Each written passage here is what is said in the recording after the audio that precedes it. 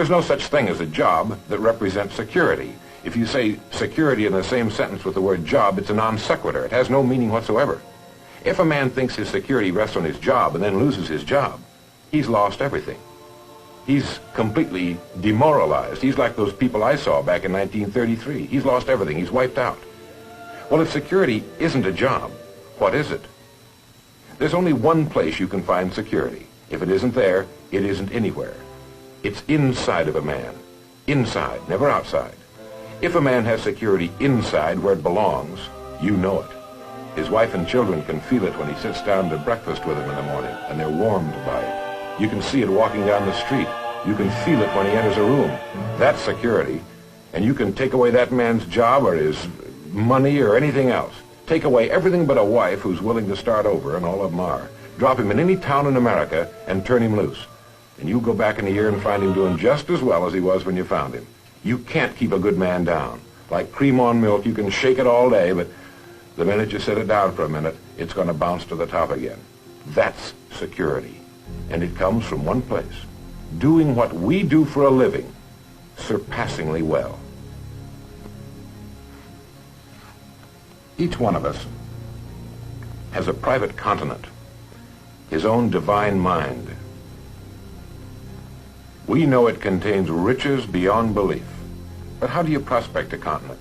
You dig systematically and with purpose. And that's the way you prospect the mind, by thinking systematically and with purpose and setting the goal you want to reach. I was flying on an airplane someplace not too long ago. I was reading a great play by the Pulitzer Prize-winning playwright Archibald MacLeish, and I ran across something in that play that made me sit bolt upright and think for about the next 15 minutes very seriously. He'd written, "The only thing about a man that is a man is his mind. Everything else you can find in a pig or a horse." Something to think about, isn't it?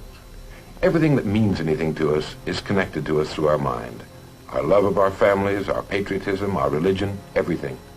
And it's worth developing. He also said this, and this is sort of interesting, "A man's face is his own fault after 40. And what determines what your face looks like is what you spend your evenings thinking about." In summing up then, set your goal, think, and act, and stay with it. Because today you have virtually no competition. I like what P.G. Hamilton wrote. He said, "A strong life is like a ship of war, which has its own place in the fleet and can share in its strength and discipline, but which can also go forth alone to the solitude of the infinite sea. We ought to belong to society and have our place in it, and yet be capable of a complete and individual existence outside of it." We're living in the right country. We're living in the right time in history. Now it's up to us what we do with it. And remember the strangest secret. You will become what you think about. Great people aren't born. They're made through overcoming the challenges, suffering, and humiliation that we all face in the game of life. Anything can be achieved through faith and persistence. Portalcertified.